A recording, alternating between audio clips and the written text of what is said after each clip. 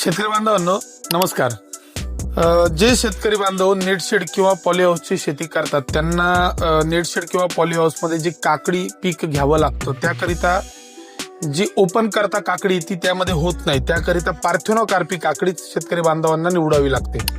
त्या पार्थेनोकार्पी काकडी प्रकारामध्ये नामधारी कंपनीची KVK9 ही एक प्रसिद्ध विश्वासू आणि त्या मानाने जुन्या माहितीतले वाण आहे।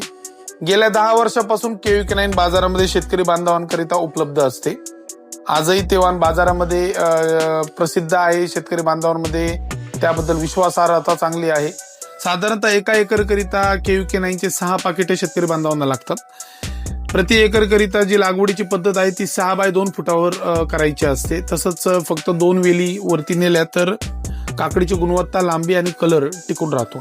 तर नामधारी KVK9 हे वाण कृषी विकास बीज भांडार या आपल्या संस्थेमध्ये उपलब्ध आहे।